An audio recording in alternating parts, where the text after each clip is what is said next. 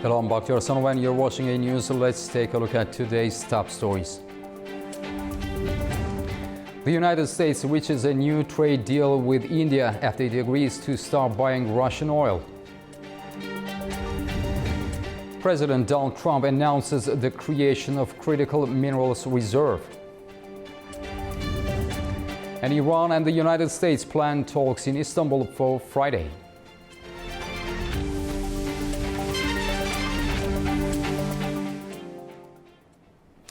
Russia, Ukraine and the United States are set to hold a new round of talks in Abu Dhabi this week. It comes as efforts to end the war continue, alongside ongoing fighting in Ukraine. The Kremlin says the next round of trilateral talks between Russia, Ukraine and the United States will take place on Wednesday and Thursday in Abu Dhabi. Moscow says some issues are close to solutions, while others remain unresolved, but insists it remains open to negotiations. Meetings will take place on Wednesday and Thursday, both in a trilateral format and bilaterally with the United States. There are issues that still need coordination, but we are working to ensure real decisions for peace.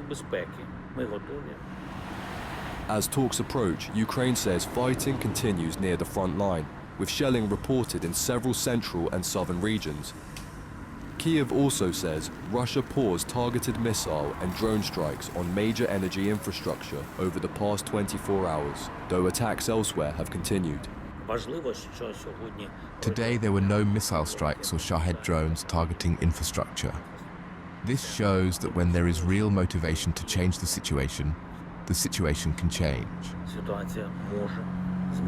Energy has become a key issue ahead of the talks. Both Russia and Ukraine say they halted strikes on each other's energy infrastructure last week, but they disagree on how long that pause should last. Ukraine's largest private energy company says the pause is vital during winter repairs. We need a break. We need some time to recover what is destroyed for the last 3 months. That's why I think that energy ceasefire is extremely important for us to recover partly and avoid any tragic consequences. In Washington, US President Donald Trump said his administration may soon have positive news on ending the war. He confirmed again, asking Russian President Vladimir Putin to temporarily halt strikes during the cold spell. And I asked him if he wouldn't shoot for a period of 1 week, no missiles going into Kiev or any other towns, and he's agreed to do it, so it's something.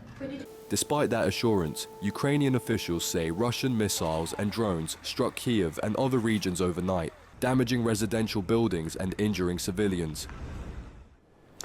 NATO Secretary General Mark Rutte has visited Kiev, joining Ukrainian President Volodymyr Zelensky to honor fallen soldiers at a memorial as air raid sirens sounded across the capital. Video released by Ukraine's presidential office showed that the two leaders laying candles and observing a moment of silence alongside a god of honor. Speaking later to Ukraine's parliament, Rutte said any peace deal to end Russia's war would require difficult choices, adding that NATO's Pearl weapons procurement program is now supplying around 90% of Ukraine's air defense missiles. The visit followed one of Russia's largest attacks in months, involving hundreds of drones and dozens of missiles overnight. In the UK, Lord Peter Mandelson is facing mounting scrutiny after newly released US court documents linked to him to Jeffrey Epstein, prompting police to review allegations of misconduct in public offices and raising fresh questions over his future in the House of Lords. Our correspondent Zeynep Farizadeh in Manchester has more on the story. Police in the UK are reviewing allegations of misconduct in public office after newly released US court documents linked Lord Peter Mandelson to Jeffrey Epstein. Mandelson resigned from the Labour Party within the past day and now faces growing pressure over whether he should remain in the House of Lords. The controversy follows the publication of millions of documents, part of the latest tranche of the so-called Epstein files released by the US Department of Justice. Email exchanges contained in the material suggest Mandelson was in contact with Epstein during the financial crisis when he held a senior position in government. The documents also indicate Mandelson may have given Jeffrey Epstein advanced notice of a €500 billion EU bailout package during the financial crisis. According to the files, Epstein also received messages discussing the state of the UK economy in 2009.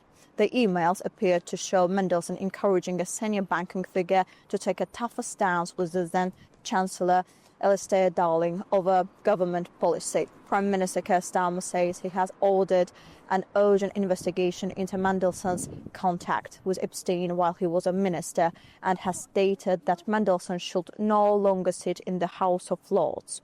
Some MPs have gone further, calling for a criminal investigation into Mandelson's conduct. Opposition parties, including the SNP and Reform UK, have reported the matter to the Metropolitan Police. The Met says it has received a number of reports and will assess whether they meet the criminal threshold for a formal investigation. In the United States, Democratic Congressman Suhas Subramaniam, a member of the House Oversight Committee, has called for both Andrew Mountbatten Windsor and Lord Mandelson to testify in connection with the latest document release.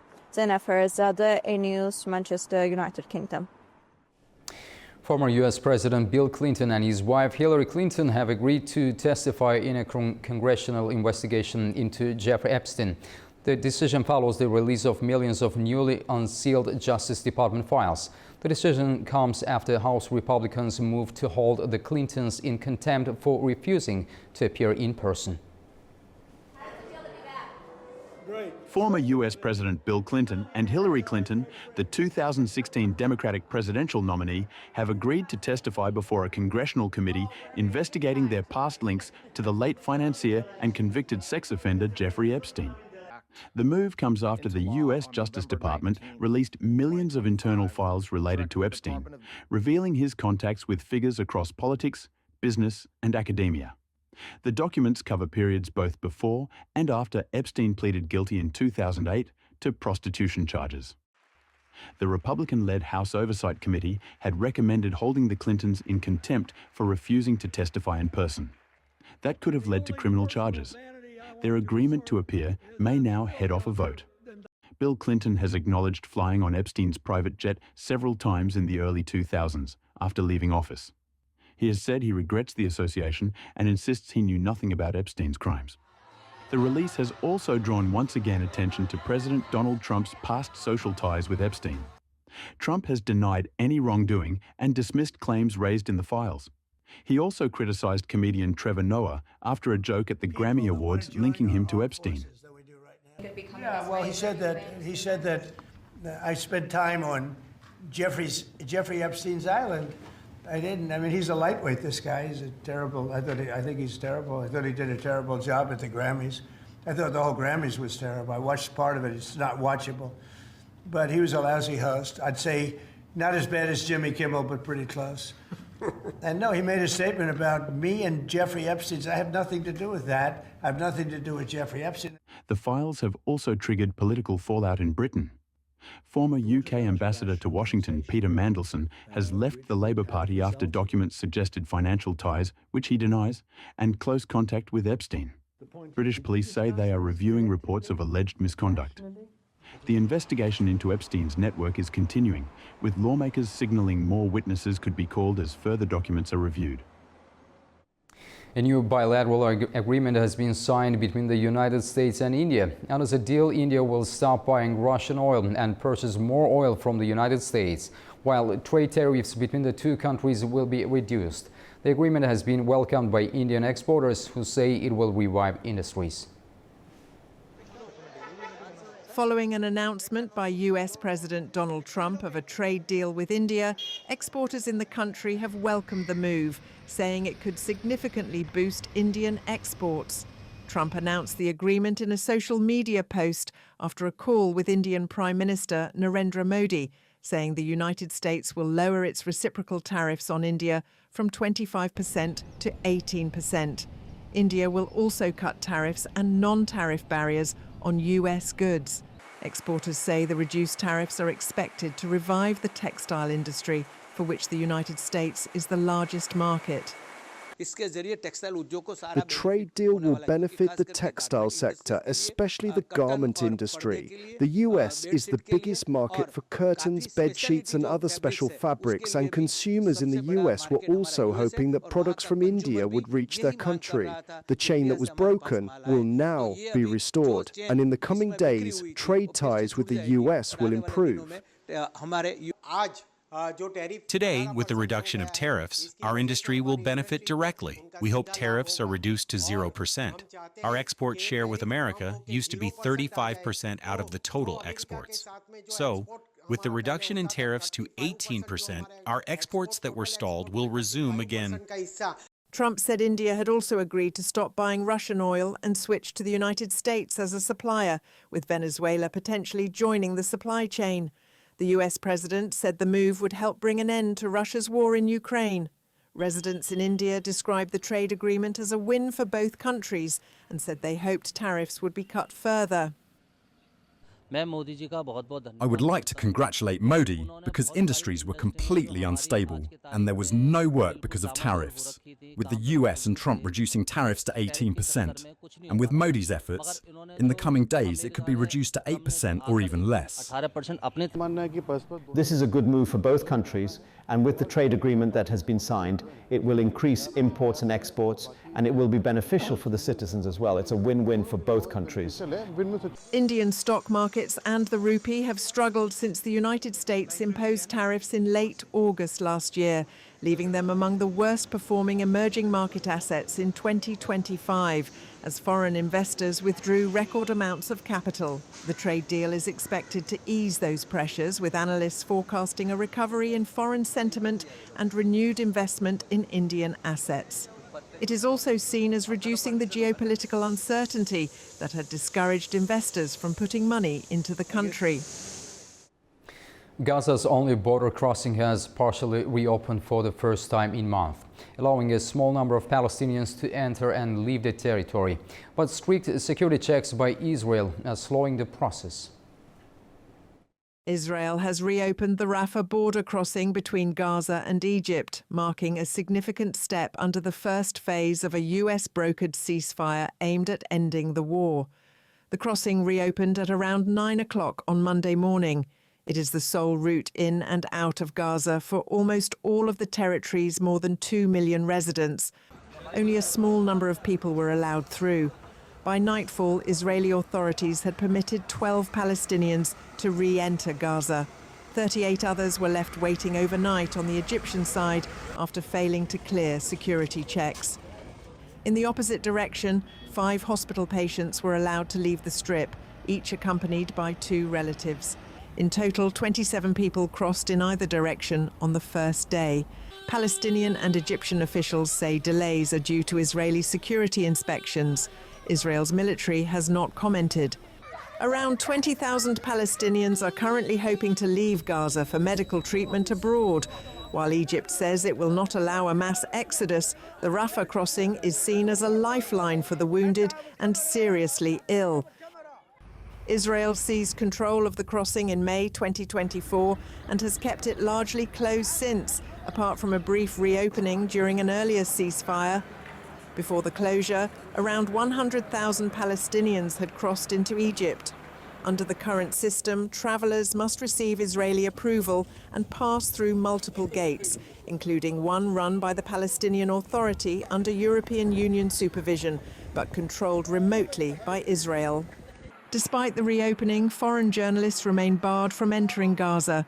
Israeli forces now control more than half of the territory, with civilians confined to a narrow coastal strip. And even as the ceasefire process continues, Israeli airstrikes on Monday killed at least 4 Palestinians, including a 3-year-old boy, in separate attacks in northern and southern Gaza. Since the October ceasefire deal was struck, Israeli attacks have killed more than 500 Palestinians, according to local health officials, while 4 Israeli soldiers have been killed in the Strip. President Donald Trump has announced the creation of a U.S. strategic reserve of critical minerals backed by billions of dollars in government and private funding. The move is aimed at protecting American industries from supply disruptions and reducing reliance on China.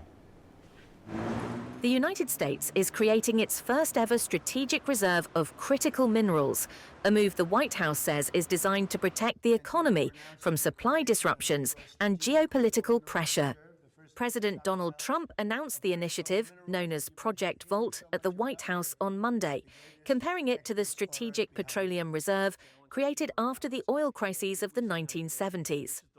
Just as we have long had a strategic petroleum reserve and a stockpile of critical minerals for national defense, we're now creating this reserve for American industry, so we don't have any problems. This historic initiative will combine $10 billion in export-import bank financing with $2 billion in private sector financing, and we even expect the American taxpayer to make a profit from the interest on the loan used to start the Project Vault. Officials say the stockpile will help protect manufacturers of electric vehicles, electronics, defense systems, and other high-tech goods during global supply chain disruptions.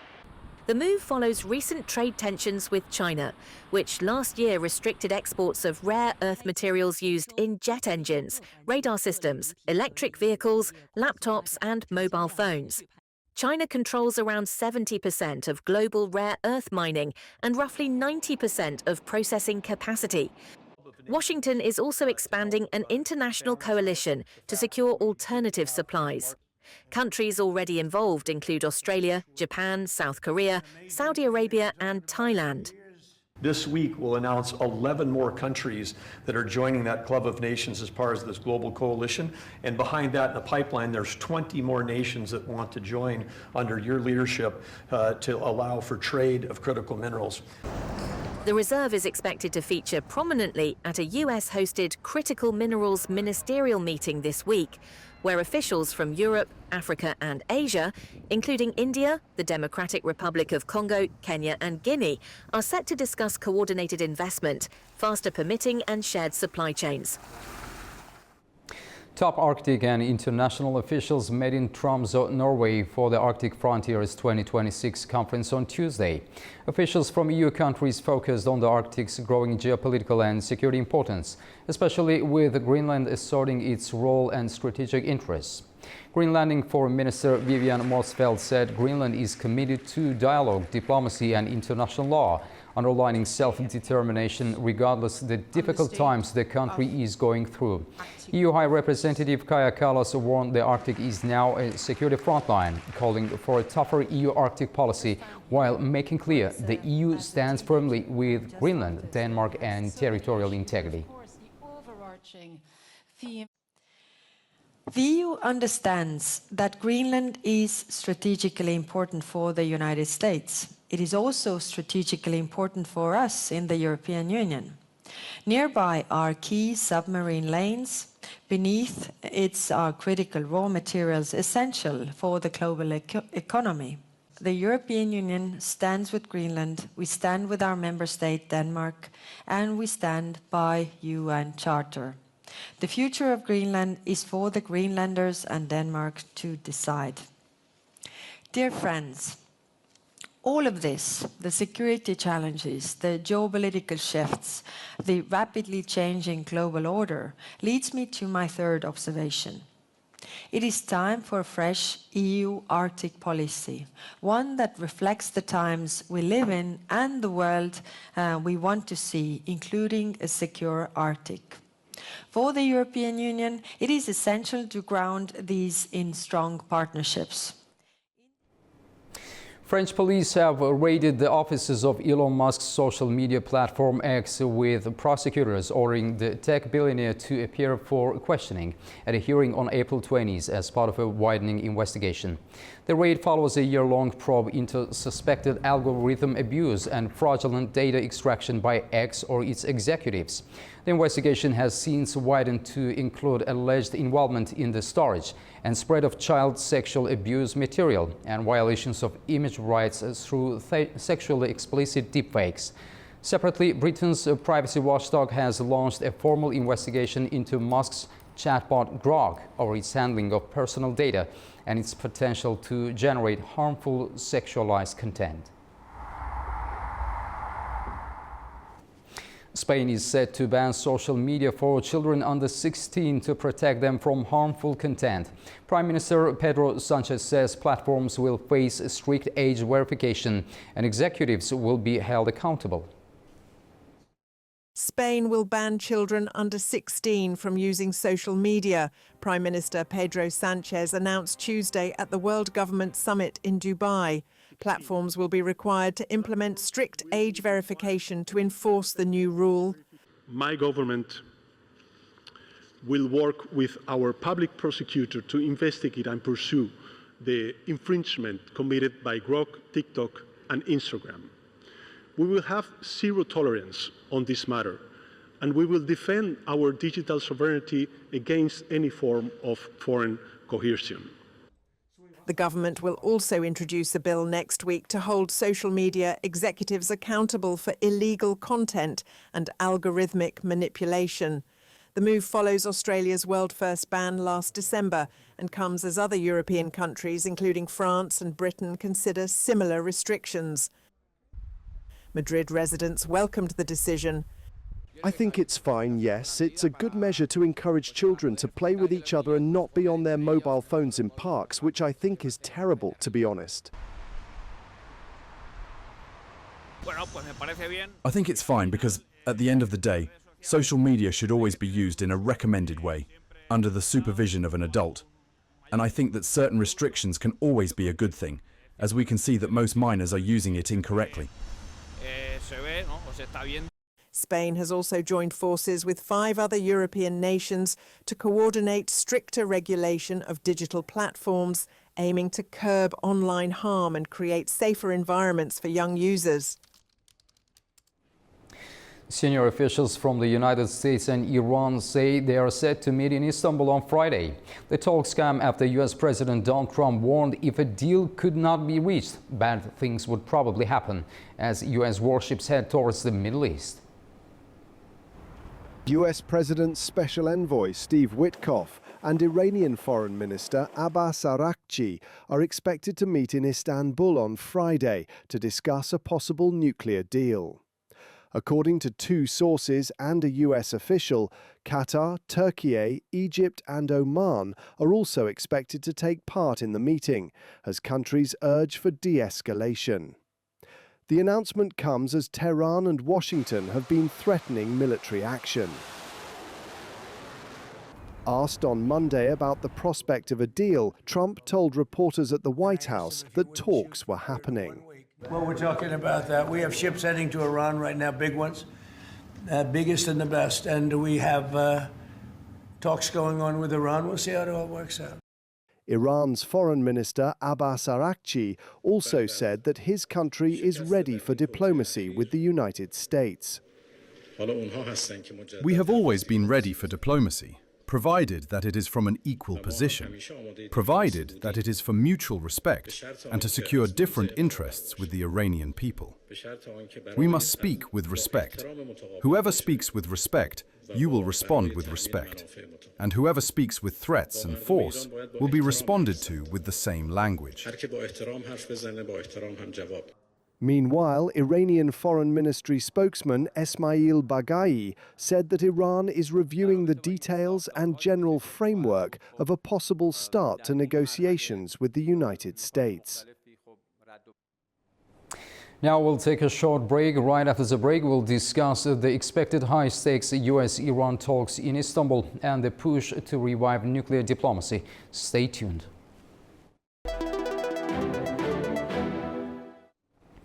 Welcome back to A News. Tensions between the United States and Iran sit at a critical juncture this week as diplomats from both capitals prepare for talks aimed at averting military confrontation. U.S. Special Envoy Steve Witkoff and Iranian Foreign Minister Abbas Araghchi are expected to meet Friday in Istanbul in what could be a renewed attempt to restart nuclear negotiations, a step that regional powers from Turkey to Egypt, Qatar and the UAE have urged as essential to avoid escalation. At the the same time, Russia says it continues to press for de-escalation, offering diplomatic options such as processing Iran's enriched uranium to ease tensions. An indication that global powers see both risks and openings in the current standoff. With the region watching, we are joined now by our guest, Daniela Mello, political scientist based in Boston, USA, to unpack what comes next and whether war can still be avoided. Daniela, thank you for joining us. Thank you for having me.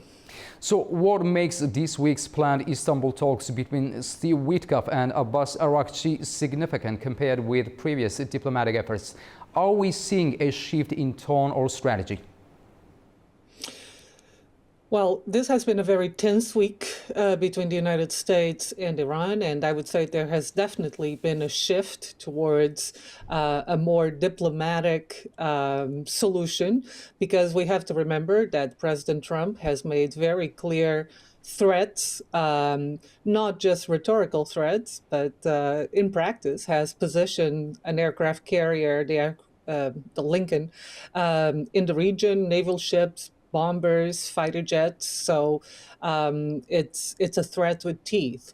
So it's really quite a development that there will be direct meetings, and this is really the key word, direct meetings, not through other intermediaries, a direct meeting between the White House envoy Steve Witkoff and the foreign minister, Araghchi, and also the presence of other foreign ministers that has been reported widely. For instance, the Washington Post newspaper in the United States is reporting that foreign ministers from Turkey, Qatar, Egypt, Saudi Arabia, Oman, and even Pakistan may be in fact present here, which also tells us the importance of these direct negotiations and also signaled the potential for some sort of de-escalation and potential arrangement and agreement to be arrived at. So it's significant because normally the United States and Iran don't have these direct negotiations. They go through intermediaries, either allies in the region or Europeans. The Europeans have been intermediaries in the question of Iran and nuclear weapons. So this is an important step. Dr. Mello, what are the core disagreements on the table? Nuclear enrichment limits, sanctions relief, or something else? And can these issues be breached in early stages of talks? Well, I would point to an interview that Foreign Minister Araghchi gave to CNN, an extended interview that aired this Sunday in the United States. And a lot of his points were carefully crafted to show the Iranian position and to start, in many ways, already the negotiations before they get to the table. Mm-hmm. The United States has three demands in particular. The first one is that it wants a permanent end to an enrichment program of uranium in Iran. And that's supposed to be the main issue on the table. However, we also know that the United States has other issues that it wants to bargain about. It wants limits on the number and the range of the ballistic missiles that Iran has. And President Trump has underlined this issue many, many times. It wants the support of Iran to proxy groups like Hamas, Hezbollah, or even the Houthis in Yemen. On the table should be the very first one, a permanent end to all enrichment of uranium. And obviously what Iran has said, what the foreign minister Araghchi said on the CNN interview is that they would expect that sanctions would be part of the deal. The reduction of sanctions on Iran would be part of the deal. And he showed openness for Iran to come to a sort of agreement that would in fact involve a stop to all enrichment. So how does enrichment for nuclear weapons, to be very clear. Mm-hmm. So how does Russia's offer to assist with Iran's enriched uranium reflect on broader great power competition and détente? Can Moscow be an effective mediator? It's not clear that Moscow's offer can be taken seriously at this juncture, in part because the trust between the American administration and Moscow has been eroding, but also how much can the Americans truly, or the Iranians truly trust the Russian regime to maintain its uranium? So, according to the International Atomic Energy Agency, Iran still has almost 900 pounds of highly enriched uranium that could be used in weapons, so weapons-grade uranium. The U.S. would want that moved out of the country. Russia has volunteered, but that offer has not been taken. And I think that's a strong signal that Russia may not be the right intermediator here. Dr. Mello, how might previous clashes, such as last year's 12-day conflict with Israel and U.S. involvement, affect trust in any negotiated outcome? Well, trust has eroded completely. This is also something that the foreign minister of Iran said quite explicitly in his interview with the American broadcaster. As he put it, there was a deal in 2015, a deal that was arrived at through an incredible process of negotiations that involved the Europeans, the regional powers, it involved Russia, and it was a deal for basically to stop the enrichment of uranium and to put in place controls and to reduce sanctions for Iran. That deal, when President Trump came to power, was basically thrown in the trash bin. And that, of course, eroded years of work and the trust that the United States was willing to cooperate through diplomacy. Of course, the war 10 months ago, in the midst of negotiations, again, just to remind everyone who's listening to us, there were no negotiations occurring in the background between Iran and the United States when the United States decided to join Israel's attack. The Iranians took it as I'm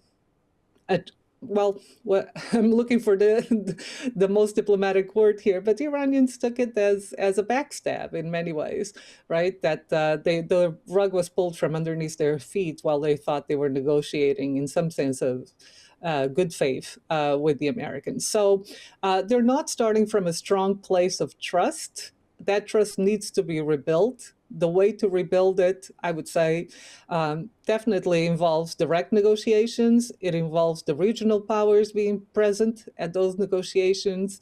And it involves also the Americans making or signaling more clearly that they are serious about achieving some sort of deal to avoid the war. The Iranians have also basically explained to their population and to the region that they believe that if a war gets started and it's a war between the United States and Iran, that the entire region will fall into disarray. There are American bases all over the region, as we know, and Iran has basically, either through Ali Khamenei or through the foreign minister or through the president, made it very clear that those would be targets, legitimate targets, in case the United States attacks. Dr. Daniela Mello, thank you very much for joining us. We appreciate your insights as we follow a story that has global stakes. Thanks a lot. Thank you. Now, after the break, we'll take a look at the major stories from the region. Welcome back to A News. Now let's take a closer look at the key stories shaping the region. Iran has summoned ambassadors from European Union member states in Tehran, protesting the EU's decision to list the Islamic Revolutionary Guard Corps as a terrorist organization. Tehran says the move is unacceptable and warns that countermeasures are being prepared, with decisions expected in the coming days. Our correspondent has more from Tehran. Iran's foreign ministry announced that ambassadors of European Union member states that have a diplomatic mission in Tehran have been summoned to the ministry after EU's listing of the Islamic Revolution Guard Corps, IRGC, as a terrorist organization. Spokesman Ismail Baqai announced at a weekly press briefing on Monday that Iran's strong protest was conveyed to EU ambassadors in writing. Saying that it was a minimal measure, he added that a set of measures is on the agenda and that a number of options have been formulated and sent to decision-making bodies.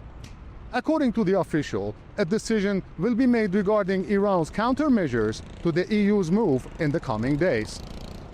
Meantime, the National Security and Foreign Policy Commission of the Parliament, in a letter to the Foreign Ministry, urged it to declare EU military attachés in Tehran as terrorists. According to the Parliament news agency ICANA, the Commission called for implementation of Article 7 of the Reciprocal Action Law, stressing the expulsion of EU military attachés from the territory of Iran. Based on the legislation passed against the US listing of IRGC as a terrorist organization, all countries that in any way comply with or support the decision will be subject to reciprocation. Turaj Shiralilu, Tehran, Foreign News. Diplomatic momentum is building as the United States and Iran prepare to return to the negotiating table. Talks are set to resume in Istanbul, with Turkey positioning itself at the center of an intense regional diplomacy effort aimed at preventing a wider military confrontation. Our correspondent Adam Morrow reports more from Istanbul. Iran and the United States are set to resume nuclear talks on Friday at a meeting in Istanbul between U.S. Special Envoy Steve Witkoff and Iranian Foreign Minister Abbas Araghchi, according to confirmations from both sides. Diplomatic sources say Saudi and Egyptian officials will also take part in Friday's meeting. On Tuesday, Turkish President Recep Tayyip Erdogan will visit Riyadh for talks with Saudi Crown Prince Mohammed bin Salman. The following day, Erdogan is slated to travel to Cairo for talks with Egyptian President Abdel Fattah al-Sisi. The upcoming round of U.S.-Iran talks in Istanbul comes amid a flurry of Turkish diplomatic activity aimed at easing a weeks-long military standoff between Washington and Tehran. Last week, Erdogan offered to facilitate diplomacy between Iran and the United States during a phone call with Iranian President Masoud Pezeshkian. On the same day, Iranian Foreign Minister Araghchi visited Istanbul for talks with his Turkish counterpart. Araghchi has said that Tehran is ready to resume nuclear talks with Washington, but stressed that Iran's ballistic missile capability will not be on the agenda. The diplomatic push comes as the United States continues a major military buildup in the region, raising fears of a possible attack on Iran. Tehran has warned that any U.S. military strike would be met with what it calls unprecedented retaliation against U.S. military installations in the region. This is Adam Morrow for A News in Istanbul, Turkey. At a World Government Summit in Dubai, the United Arab Emirates top diplomatic advisor called for a de-escalation of tensions between Washington and Tehran, warning the region cannot afford another crisis. Anwar Gargash urged direct dialogue as nuclear talks between Iran and the United States are set to resume amid rising regional pressure. I think that the region has gone through various calamitous confrontations. I don't think we need another one, but I would like to see direct Iranian American negotiations leading to understandings that we don't have these issues every other day. It is extremely important that many of the key issues that have rocked the bilateral relationship and has had an impact on the region, and foremost amongst them is the nuclear issue, is addressed directly, and that it doesn't become a source of instability and a source of questions like these every year or two. A highly intense and significant diplomatic week is underway in Abu Dhabi as part of a working visit to the United Arab Emirates. Azerbaijani President Ilham Aliyev met with President Sheikh Mohammed bin Zayed Al Nahyan, with several documents signed, including those covering defense cooperation. For more on this, our correspondent Andy Mioch reports. Hello from Abu Dhabi, where a week of intense diplomacy is underway. Starting Monday, Azerbaijan's President Ilham Aliyev is on a working visit to the United Arab Emirates, where he met President Sheikh Mohammed bin Zayed Al Nahyan. A few documents were signed, including a letter of intent on defense cooperation. On Wednesday, Aliyev is set to receive Abu Dhabi's Zayed Award for Human Fraternity. Now, this year's awards are set to honor the Azerbaijan-Armenia peace process, Afghan girls' education advocate Zarqa Yaftali, and Palestinian humanitarian organization Tawoon. Armenia's Prime Minister Nikol Pashinyan is also expected to attend. Now, for a bit on the award itself, it was established in 2019, marking a meeting between late Pope Francis and Grand Imam of Al-Azhar, Ahmed Al-Tayeb. The two religious leaders at the time signed what's called the Document on Human Fraternity for World Peace and Living Together. Now, when it comes to that world peace, Abu Dhabi is set to host another round of Ukraine peace talks. Following trilateral Ukraine, US, Russia talks held here in January, both Kyiv and Moscow confirmed that another round will take place in the UAE capital on Wednesday and Thursday. The talks are expected to focus on control of Ukraine's Donbas region and a possible energy ceasefire.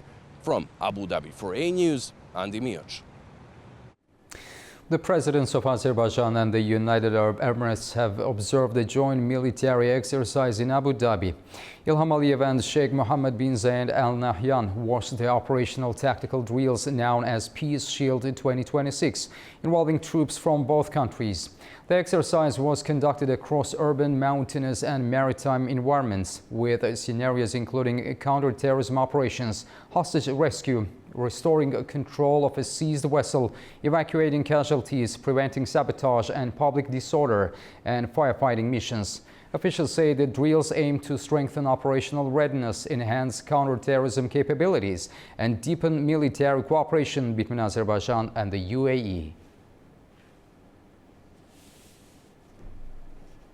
Afghanistan has launched its first nationwide polio vaccination campaign of the year, aiming to protect millions of young children from the virus. Health officials say the four-day campaign targets areas where the risk of transmission remains high, as efforts continue to eradicate polio from the country. Our correspondent Tamim Bahiz has the details from Kabul. The Ministry of Public Health says Afghanistan's first polio vaccination campaign of 2026 began on Monday, with health workers aiming to vaccinate more than 7.3 million children under the age of 5. According to the ministry, the four-day campaign is being carried out across 18 provinces, with vaccination teams going door to door to administer polio drops. Officials say the campaign is a key part of ongoing efforts to eliminate the virus, which continues to circulate in the region. The ministry spokesperson has urged tribal elders, religious scholars and parents to cooperate fully with vaccination teams to ensure children are reached. He said public support is essential for the success of the campaign.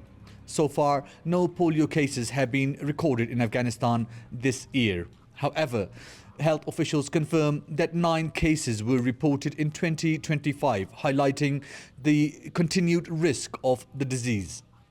Authorities say sustained vaccination campaigns remain critical to preventing new cases and protecting children. Health officials say they hope improved cooperation in the coming days will help ensure the campaign reaches every child at risk. Tamim Bahis in Kabul, A News. Now we'll take a short break. Right after the break, we'll discuss President Ilham Aliyev's Abu Dhabi visit and the deepening Azerbaijan-UAE strategic partnership in energy and defense. See you shortly.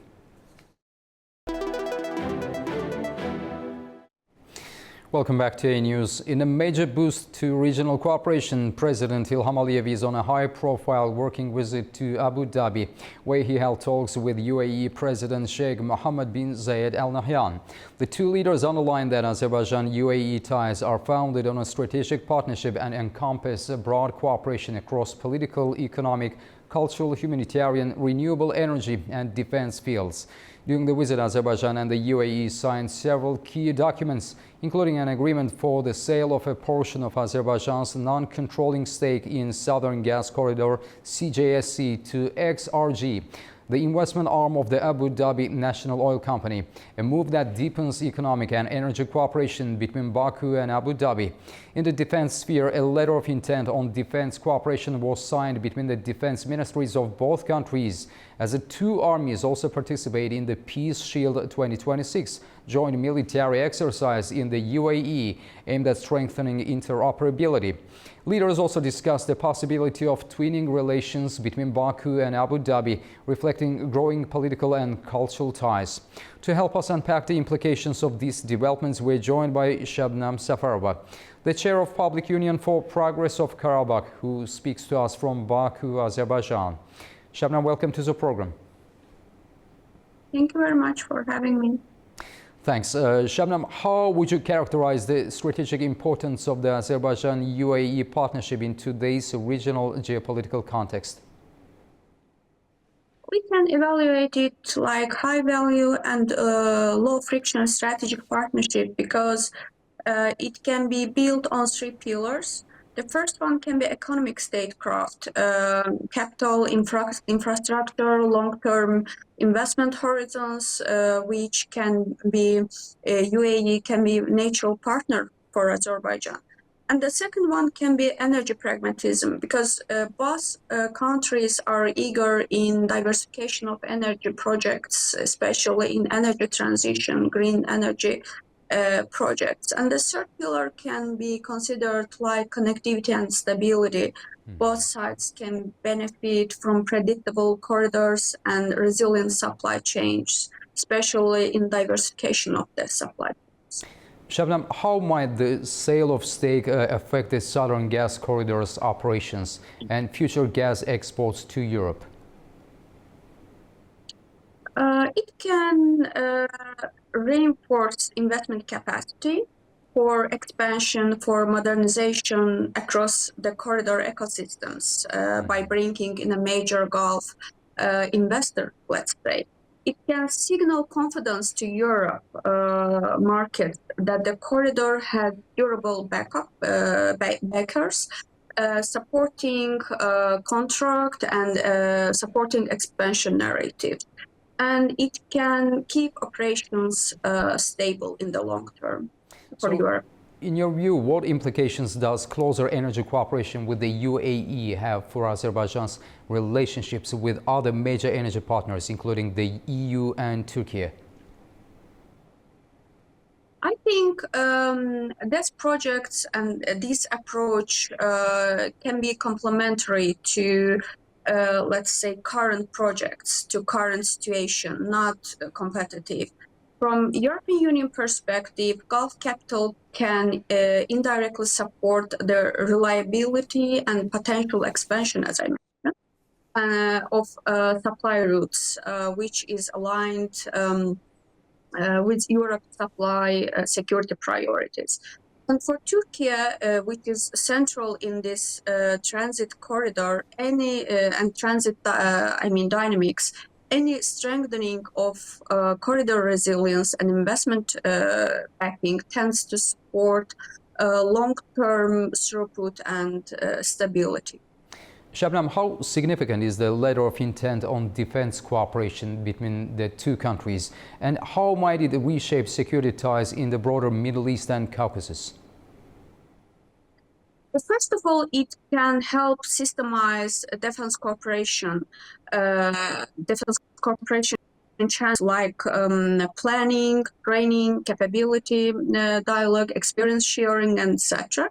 It can increase predictability and reduce ad hoc military engagement, like security, let's say, guarantee, and it can support interoperability efforts already visible in joint activities.